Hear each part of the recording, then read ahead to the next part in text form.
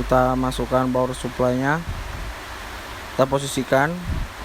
Apabila sudah terasa pas, kita masukkan, langsung kita pasang skrupnya. Setelah itu kita pasang RAM, kita sesuaikan dengan cekungannya ketika memasang RAM. Apabila sudah terasa pas, kita pasangkan. Setelah itu jangan lupa kita kunci. Setelah terkunci, kita pasang RAM yang kedua. Langkahnya sama dengan pemasangan RAM yang pertama. Ya, setelah itu kita pasangkan prosesornya ke soket prosesor.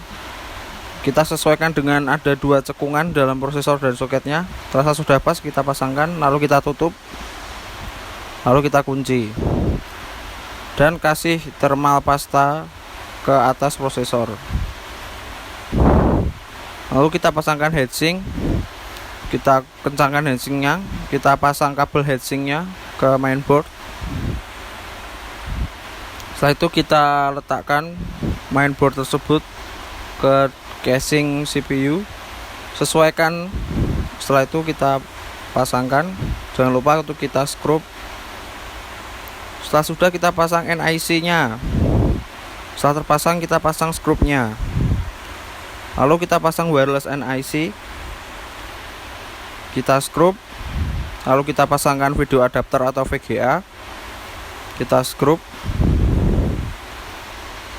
langsung kita masuk ke bagian hard disk. Kita sesuaikan posisinya, lalu kita pasangkan dan kita skrup, lalu pasangkan DVD RW nya, DVD ROM ke CPU. Setelah terpasang, kita skrup. Setelah sudah, kita pasangkan floppy drive, sesuaikan, kita pasang. Kita skrup floppy drive tersebut. Setelah sudah, kita pasang kabel fan ke mainboard, sesuaikan posisinya, lalu kita pasangkan. Setelah itu kita pasang kabel power supply ke mainboard yang di dekat heatsink. Oke, setelah itu kita masuk ke kabel PSU 24 pin konektor, kita pasangkan ke mainboard. Setelah sudah, kita pasangkan kabel PSU ke floppy drive, kita sesuaikan, lalu kita pasang. Oke, setelah sudah, kita pasangkan kabel harddisknya, lalu kita pasangkan kabel patah ke mainboard terlebih dahulu. Perhatikan teman-teman, ada pin soalnya. Setelah itu kita pasangkan ke DVD ROM. Ya, kita paskan dulu posisinya, lalu kita pasangkan. Setelah itu kita pasangkan kabel power supply ke DVD ROM.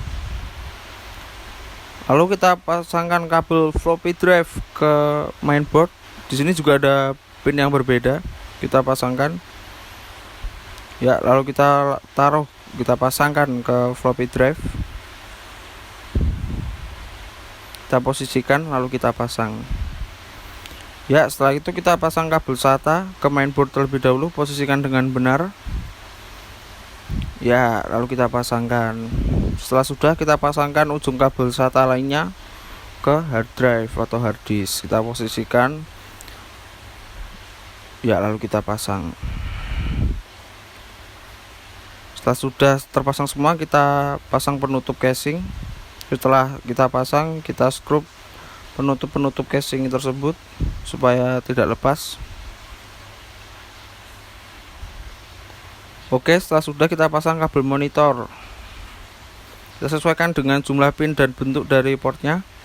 Ketika sudah, kita kencangkan, lalu kita ke keyboard, kita pasangkan dengan port PS2 yang untuk keyboard berwarna ungu. Kita sesuaikan dengan port PS2 nya. Nah, lalu kita pasangkan mouse ke port PS2. Untuk mouse kita warna hijau. lalu kita pasangkan. Setelah semua terpasang, kita pasang kabel USB. Ya, sesuaikan, kita pasang.